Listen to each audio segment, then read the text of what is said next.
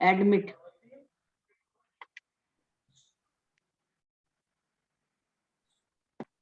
दीदी रिकॉर्डिंग कर दी अब रिकॉर्डिंग शुरू ना। सब अपनी आंखें बंद कर लेंगे, दोनों हथेलियां खुली घुटनों के ऊपर। एक लंबी गहरी सांस लें और जाने दें। एक और सांस लें और सांस छोड़ते छोड़ते ओम का उच्चारण। ओ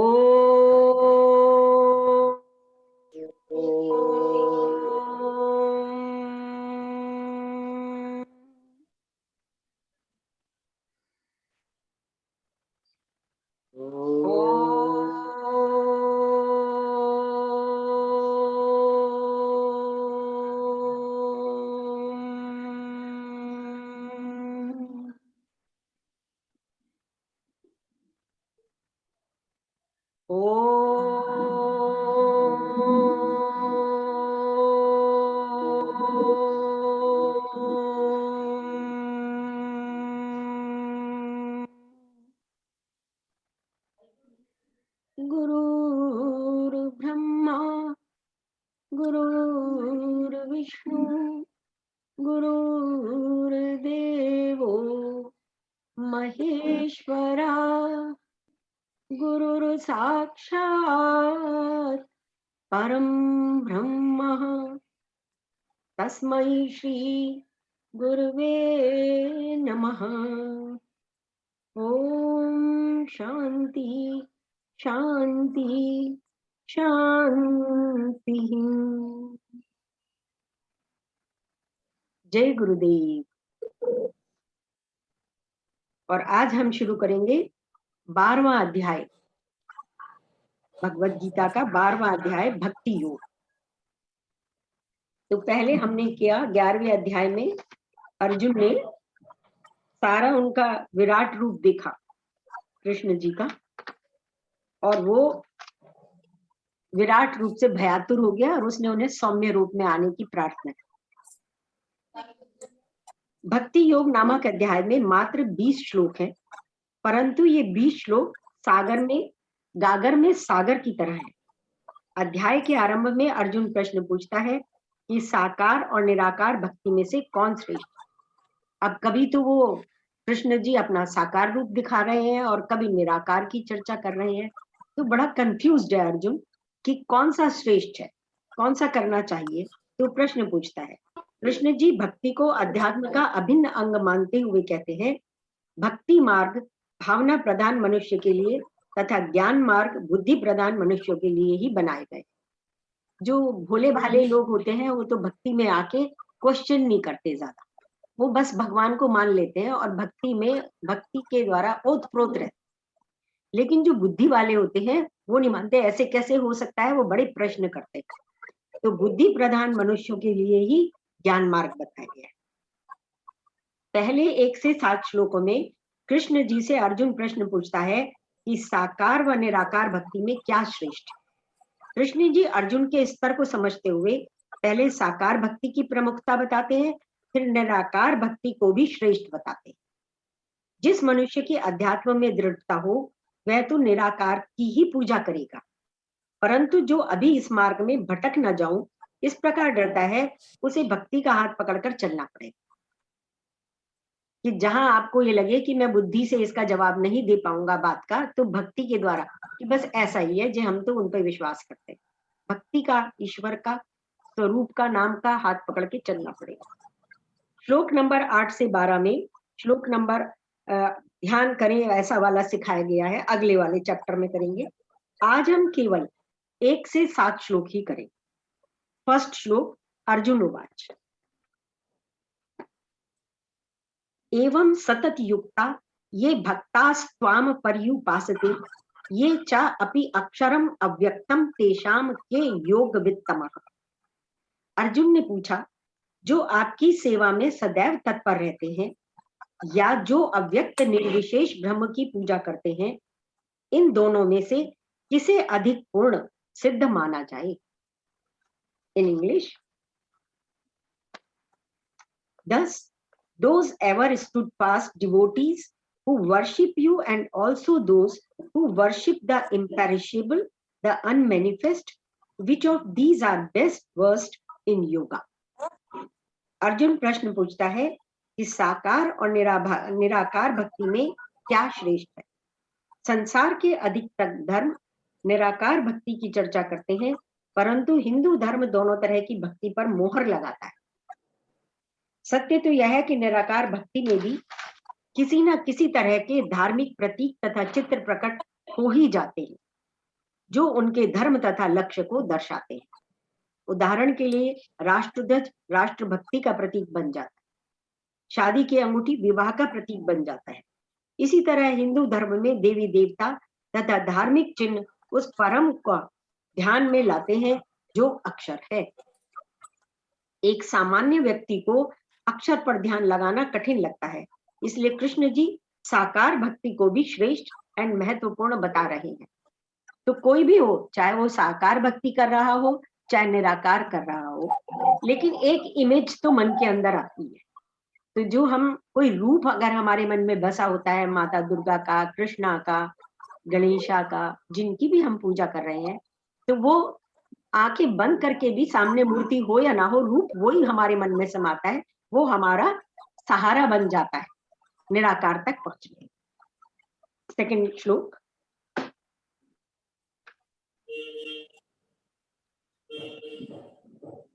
म्यूट कर दूं जरा सबको।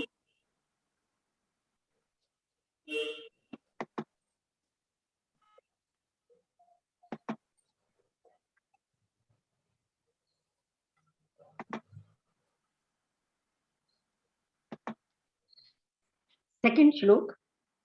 मय्या वेश्य मनो ये माम नित्य युक्ता उपासति श्रद्धया पर्योपेतास्ते ये युक्ततमा मता। श्री भगवान ने कहा, जो लोग अपने मन को मेरे साकार रूप में एकाग्र करते हैं और अत्यंत श्रद्धा पूर्वक मेरी पूजा करने में सदैव लगे रहते हैं, वे मेरे द्वारा परम सिद्ध माने जाते हैं। In English, those ever steadfast devotees who fixing mind on me worship me and do it with supreme shraddha faith, them do I consider best in yoga।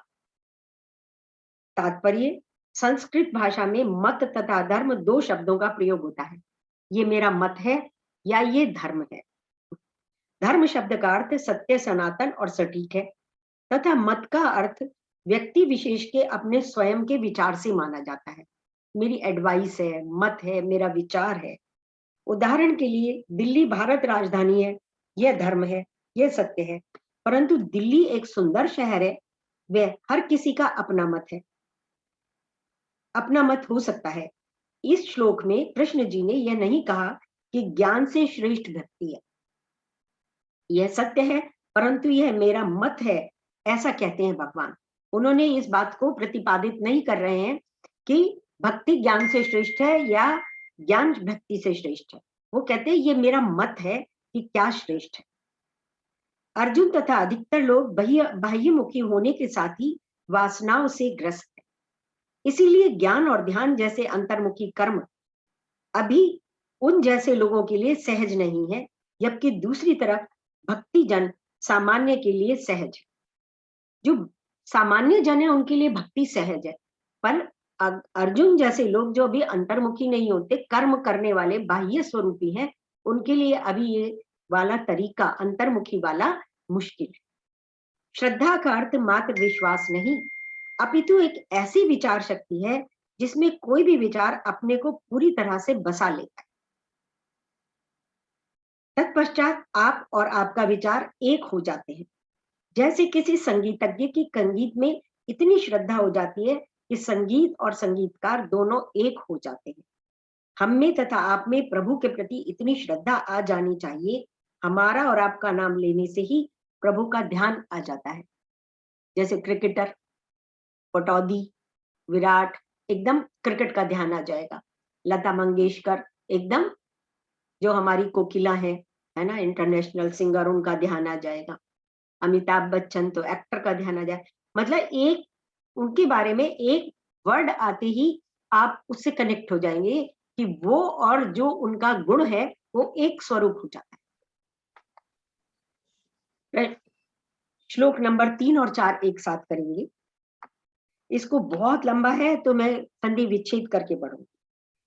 ये तू अक्षरम अनिर्देश्यम अव्यक्तम पर्युपासते सर्वत्र गम अचिंत्यम च कूटस्थम अचलम ध्रुवम सन्नियम इंद्रियग्रामम सर्वत्र संबुद्धयः प्राप्नुवन्ति माम एव सर्वभूतहिते रताः।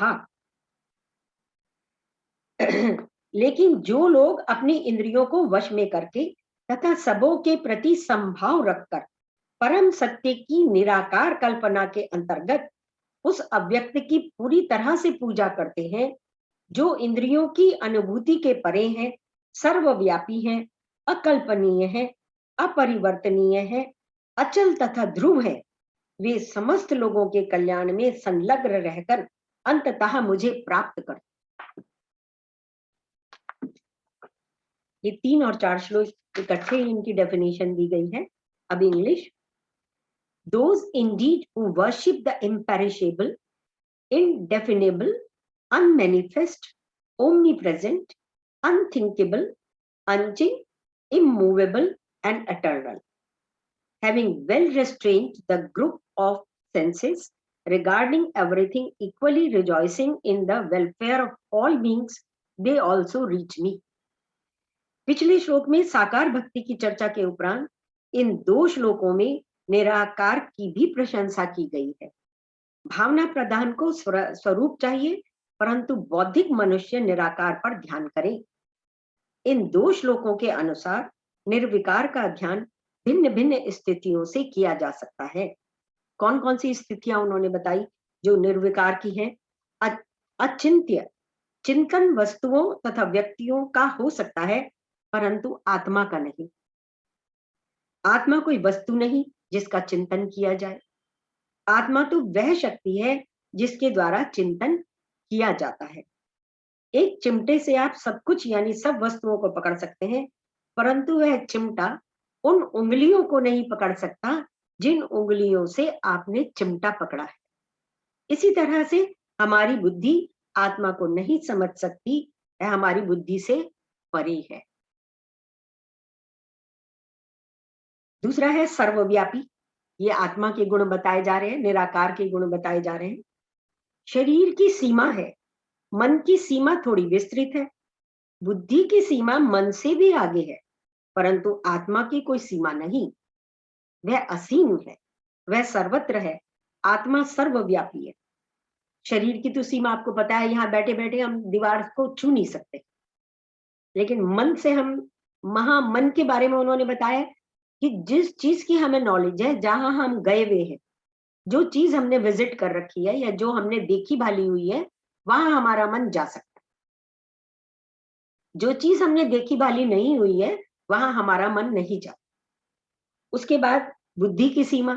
बुद्धि की सीमा और मन से थोड़ी सी आगे विस्तृत है, परंतु आत्मा की कोई सीमा नहीं है, वो अनलिमिटेड, सर्वव्यापी है, अकथनीय, शब्दों से परे है, भाषा का विषय नहीं है। आत्मा को हम भाषा के द्वारा नहीं समझा सकते, ये भाषा का विषय नहीं है। गहरे विषयों में शब्द तो बेकार रह जाए। उदाहरण के लिए शारीरिक अनुभव शब्दों के माध्यम से बताया जा सकता है, परंतु कोई कहे कि आप अपने बच्चों को कितना प्यार करते हो, यह बताओ, तो आप में यदि कवि तत्व हो तो शायद आप भाषा से बता सकें, वरना यह बताना संभव नहीं है कि कितना प्यार कर सकते हैं, इतना इतना इतना, हाउ मच। इसमें भी जब सांसारिक ज्ञान की बात आती है तो शब्द फीके पड़ जाते हैं। इसलिए विज्ञान में भाषा कम तथा चिन्हों का प्रयोग अधिक होता है। अध्यात्म ज्ञान में आत्मा के विषय में कहना हो तो अकथनीय है। कूटस्थ, तुम्हारे लोहार जिस लोहे पर रखकर सब औजारों को बनाता है उसे कूटस्थ कहते हैं। जैसे इमाम जिस्ता होता है, इमाम जिस्ते में हम सारी सब कुछ कूटते हैं, लेकिन इमाम जिस्ते का कुछ नहीं बिगाड़ता है, इमाम जिस्ता वैसा का वैसे ही रहता है। ऐसा ही कूटस्थ रहता है। कूटस्थ के ऊपर परिवर्तन होता है, परंतु उसमें कोई परिवर्तन नहीं होता। कूटस्थ के ऊपर जब लोहार वो बनाता है, औजार बनाता है, कुछ भी लोहे का सामान बना रहा है, तो उस सामान में परिवर्तन होता है, जैसा चाहते हैं वैसा परिवर्तन होता है, पर कूटस्थ अपनी जगह स्थिर रहता है। लोहार के कूटस्थ के बिना कोई औजार नहीं बन सकता, परंतु कूटस्थ का औजारों से कोई लेना देना नहीं है। इसी तरह आत्मा के बिना कोई व्यक्ति नहीं है, परंतु आत्मा कूटस्थ है। आत्मा के बिना कोई व्यक्ति नहीं है। मोस्ट इंपॉर्टेंट है कि वो शरीर में है, तभी हम लाइवली काम कर रहे हैं, लेकिन वो कूटस्थ है, उसको कोई किसी चीज से लेना देना नहीं है, वो बस जस्ट वॉच करते रहते हैं। नित्य, आज का संसार वह नहीं है जो 100 वर्ष पहले था। आज का संसार 100 वर्ष के उपरांत पूर्णतः बदल जाएगा। 100 वर्ष के अंदर बदल गया। अब हम लोगों की जितनी उम्र हो गई हम देख ही रहे हैं कितना चेंज आ गया है, आगे भी इतना ही चेंज और आने वाला है। परंतु आत्मा में कोई परिवर्तन नहीं होता, वह आज, कल और हमेशा एक जैसी रहती। वह एक स्थिति जो नित्य है। आप देखो, जब आप छोटे थे तब भी हम ऐसा ही देखते, सुनते और बात करते थे, ऐसा लगता ही नहीं कि इतनी उम्र हो गई है, और आज भी उसी तरह से करते हैं। अचल वस्तु तथा व्यक्ति एक जगह से दूसरी जगह चलकर जा सकते हैं अथवा भेजे जा सकते हैं, परंतु जो विषय सब जगह हो वह चलकर कहाँ जाएगा? जो जो विषय यानी पानी, हवा, आत्मा सब जगह व्याप्त है, तो यहां से चल के वहां कैसे जाएगा? It can not move. वो तो सर्वव्याप्त है, जैसे समुद्र में जल सब सर्वत्र व्याप्त है। इसलिए आत्मा को अचल कहा गया है। अव्यक्त मनुष्य का दूसरा नाम व्यक्ति है। हम जब तक व्यक्ति हैं तब तक जिंदा है। व्यक्त जब तक है हम व्यक्ति हैं तब तक जिंदा है। इस बात को इस तरह से भी कह सकते हैं, जिंदा हो तो व्यक्त हो, जिंदा हो तो व्यक्त हो, उसके उपरांत अव्यक्त हो। शरीर मन बुद्धि व्यक्त है, परंतु आत्मा अव्यक्त है। अक्षर, ब्रह्म अक्षर है, आधार है। जैसे सोना अक्षर है, जेवर नाशवान है, सोना अविनाशी है, इसी तरह संसार नाशवान है तथा आत्मा अक्षर अविनाशी। इन सभी गुणों को अंगीकार कर अध्यात्म साधना करने के लिए पहले मनुष्य को अपनी इंद्रियों के समुदाय को वश में करना होगा। कृष्ण जी ने गीता में कई बार ये बताया है कि ये सब करने के लिए, ईश्वर प्राप्ति करने के लिए पहले इंद्रियों के समुदाय को अपने वश में करना होगा। अर्थात जिस व्यक्ति का अपने खाने पीने सोने जागने में वश नहीं है, वे क्या साधना करे? जो इतना सा अपने ऊपर ही कंट्रोल नहीं कर पा रहा अपनी इच्छा से, वो क्या साधना करे? इंद्रियों को वश में करने के उपरांत जब आप सर्वभूत हिते रतः अर्थात सब भूतों के हित की सोचोगे तथा सब में समभाव रखोगे, तभी आध्यात्मिक स्थिति की पूर्णता को पाओगे। परंतु यदि कोई व्यक्ति दूसरे जीवों को मात्र अपने लाभ के लिए ही प्रयोग करेगा, तो ऐसा साधक कभी अध्यात्म की चार दीवारी तक भी नहीं पहुंच पाएगा। 5वां श्लोक।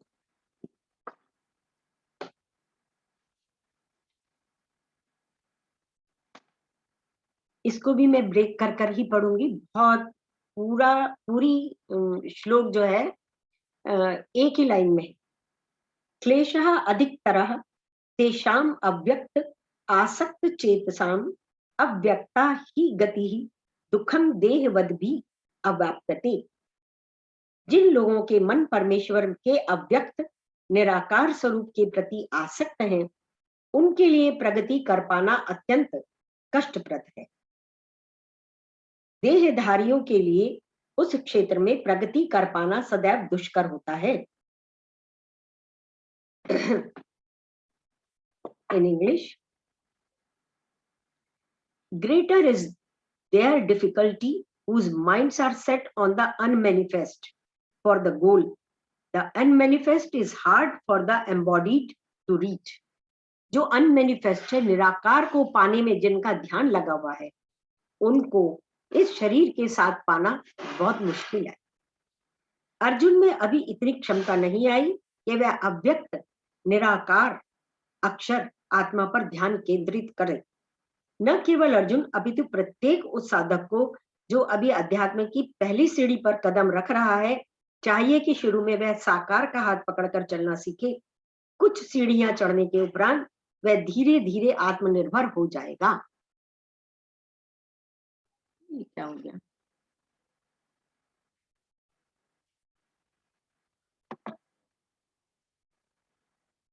तत्पश्चात उसे साकार की बैसाखियों की आवश्यकता नहीं रह जाएगी। कृष्ण जी आगे कहते हैं, देह बदबी अर्थात देह से लगाव वाला। यह शब्द अपने में ही स्पष्ट है। वह व्यक्ति जो अभी शरीर से ही चिपका हुआ है तथा मन बुद्धि के स्तर तक ही नहीं पहुंचा है, उससे यह आशा करना कि वह अंतर्मुखी होकर ध्यान की अथाह गहराइयों की छुएगा, या उससे कुछ जरूरत से अधिक अपेक्षा करना है। ये अभी तो उसका जो है देह से और इस संसार यानी भौतिक से इस कदर अटैच्ड है कि उसको कहो कि तू अंतर्मुखी हो जा, तो ये उसके लिए पॉसिबल नहीं है। छठा और सातवां श्लोक भी इकट्ठा है। ये तू सर्वाणि कर्माणि मयि सन्न्यस्य मत्पराः अनन्येनैव योगेन माम ध्यायन्त उपासते तेषाम् अहं समुद्धर्ता मृत्यु संसार सागरात् भवामी च चिरात पार्थ मैया वेशित चेतसाम। जो अपने सारे कार्यों को मुझ में अर्पित करके तथा अविचलित भाव से मेरी भक्ति करते हुए मेरी पूजा करते हैं और अपने चित्तों को मुझ पर स्थिर करके निरंतर मेरा ध्यान करते हैं, उनके लिए हे पार्थ मैं जन्म मृत्यु के सागर से शीघ्र उद्धार करने वाला हूं।